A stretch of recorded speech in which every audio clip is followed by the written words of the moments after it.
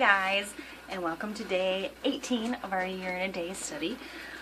Today I'm outside, so I know that you probably can't see me very well, but it's beautiful outside, and so I had to come out. So if you hear wind or whatever, it's because I'm outside.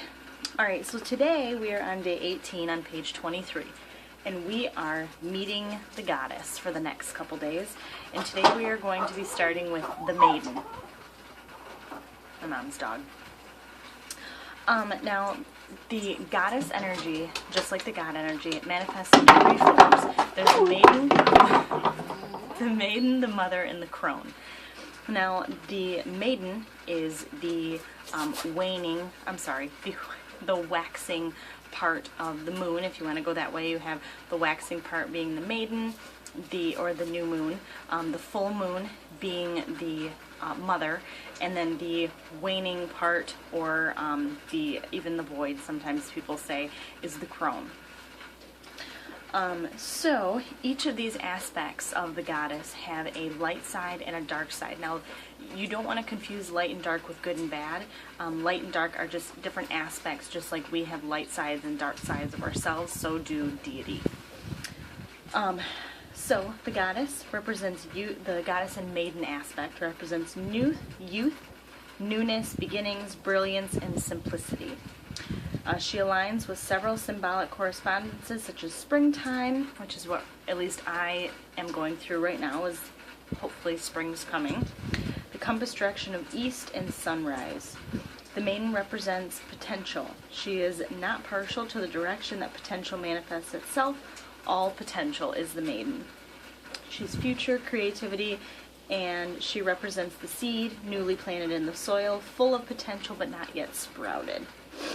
She's the part of us that is innocent, pure, and raw. Now, with her dark, shadowy side, in the dark aspect, she cannot realize potential. Stuck in her own youth, the maiden in her shadow aspect can be lacking in depth. This dark maiden energy residing within each of us can represent our inability to mature with time.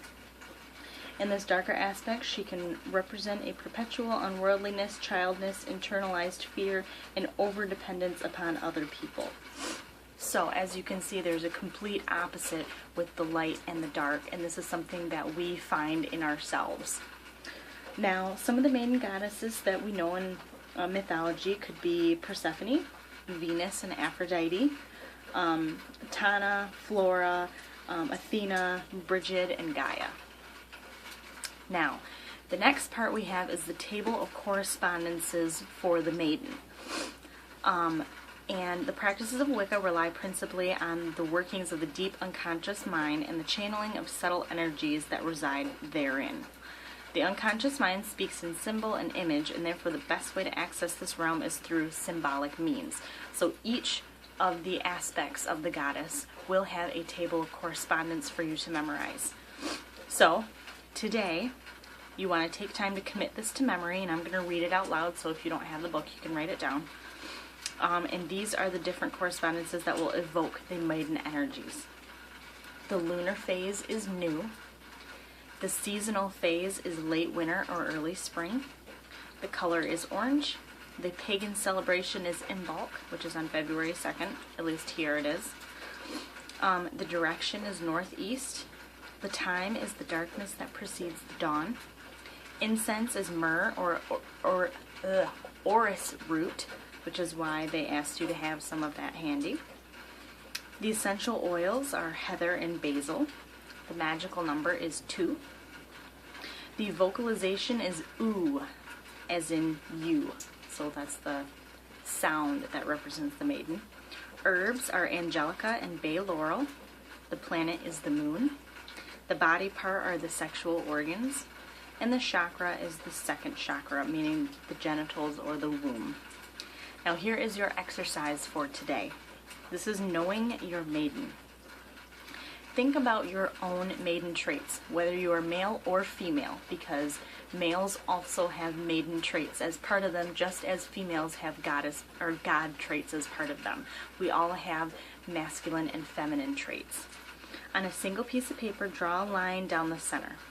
On one side, write down your personality traits, no matter if you are physically male or female, that reflect positive maiden qualities. On the other side of the page, write down any shadowy maiden qualities you might recognize in yourself. If you do not know any of the maiden qualities in your own life, this is an archetypical energy that might require balancing and integration in order for you to claim your full potential and power as a witch. Over the next few days, you will learn how to evoke these qualities into your life. And then the next part is the chakras. And these are important parts that you will need to know if you are to continue on with the year and a day process. And many of us are already familiar with the chakras. The chakras are 7 wheel-like energy centers that reside within the body.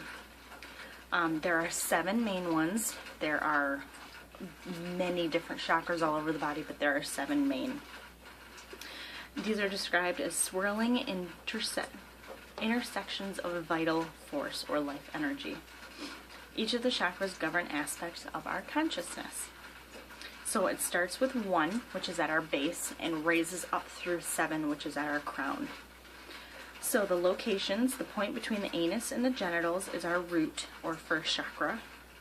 Just above the genitals on our pubis is the second or genital chakra. Just below the navel is our third or solar plexus chakra. The center of the chest is the 4th or heart chakra. The hollow or base of the throat is your 5th or throat chakra. The center of the brow between the eyes is the 6th or pineal or 3rd eye chakra. And then the top of the head is your 7th or crown chakra. So your first chakra represents root, grounding, and connection to earth. The second is sexual activity. The third is anger, mastery, and control. The 4th is love and compassion. The 5th is communication. The 6th is conscious awareness and psychic activity. And the 7th is connection with deity. So that's a little overview of the chakras, and like I said, you may want to write those down if you're not sure, and just kind of think about each of those if you haven't worked with your chakras before. And then you'll want to do your Knowing Your Maiden exercise, because tomorrow we are going to be calling on the maiden. So, and then just so you guys know, for day 20, now tomorrow's day 19. But for the day after that, you will need an orange candle and a compass. So I just thought I would let you guys know ahead of time. And then day 22 is the orange candle and the myrrh or orris root to burn as incense. And like I said to you guys, if you can't get that kind of stuff, you know, if you can't get the incense, if you can't get the orange candle, you're more than welcome to use a white candle. You're more than welcome to print off a candle, to imagine a candle. And if you can't get those specific herbs for your incense, you can use any kind of incense, or you don't have to use incense. I'm just letting you guys know ahead of time that those kind of items are going to be called for, and that's what I'm going to be talking about, because that's what the book says. So anyway, I hope you guys have a great, great day, and I will see you tomorrow for day 19. Bye!